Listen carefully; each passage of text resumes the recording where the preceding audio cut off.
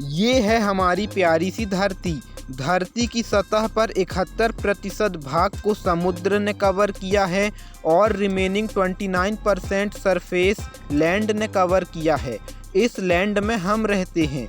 वैसे तो हमारे सौर मंडल में कई सारे ग्रह हैं और यदि हम यूनिवर्स की बात करें तो इस यूनिवर्स में भी बहुत सारे ग्रह हैं। अभी तक इस यूनिवर्स के विषय में हमने जितना जाना है, इससे यह निष्कर्ष निकलता है कि इतने सारे ग्रहों में से सिर्फ हमारी पृथ्वी पर ही जीवन संभव है। हमारी अर्थ में कई सारे जीव जंतु रहते हैं, जिनमें से सबसे बुद्धिमान जीव हम इंसान हैं। हम इंसानों को जीवन व्यतीत करने के लिए कुछ बेसिक चीज़ों की आवश्यकता है। ये बेसिक चीज़ें हैं फूड, क्लॉथ एंड शेल्टर। मगर पिछले कुछ दशकों से हमारी बेसिक रिक्वायरमेंट की लिस्ट में एक और चीज़ जुड़ गई है और वह चीज़ है इलेक्ट्रिसिटी।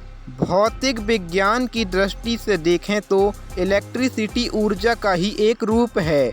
फिजिक्स में ऊर्जा संरक्षण का एक बहुत ही अच्छा नियम है। यह नियम कहता है कि ऊर्जा को ना ही उत्पन्न किया जा सकता है और ना ही नष्ट किया जा सकता है।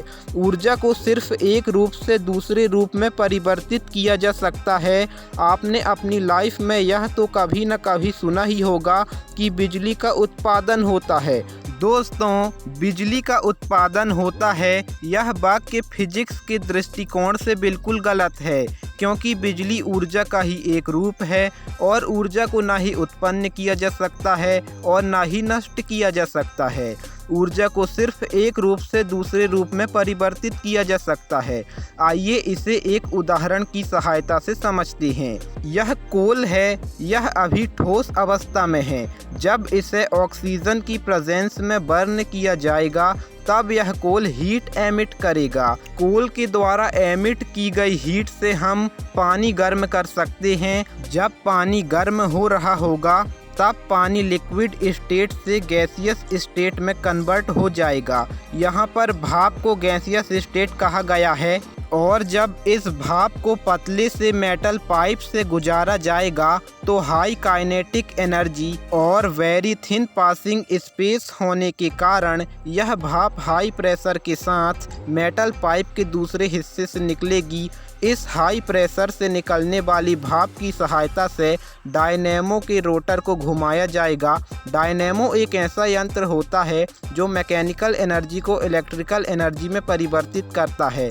जब डायनेमो का रोटर घूमता है तब डायनेमो आउटपुट में इलेक्ट्रिसिटी देता है। डायनेमो माइकल फैराडे के first law of electromagnetic induction के सिद्धांत पर काम करता है। माइकल फैराडे का फर्स्ट लॉ ऑफ EMI मैंने अपनी एक वीडियो में समझाया है। उस वीडियो का लिंक आपको डिस्क्रिप्शन बॉक्स में मिल जाएगा। चलिए अब टॉपिक पर वापस आते हैं।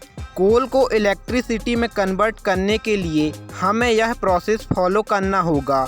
कोल एक नेचुरल सोर्स ऑफ एनर्जी है।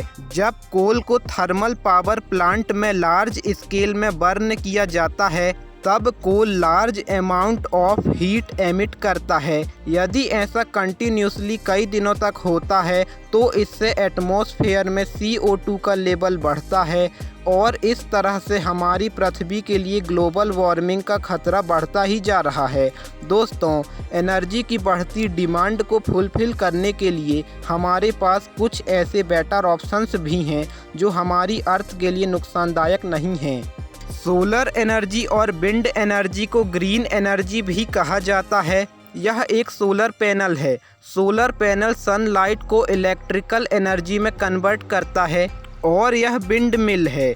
विंड मिल तेज हवाओं की काइनेटिक एनर्जी को इलेक्ट्रिक एनर्जी में कन्वर्ट करती है। विंड मिल माइकल फैराडे के first law of electromagnetic induction के सिद्धांत पर काम करती है। ग्रीन एनर्जी हमारी अर्थ के लिए किसी वरदान से कम नहीं है। ग्रीन एनर्जी को पॉल्यूशन फ्री एनर्जी भी कहा जाता है।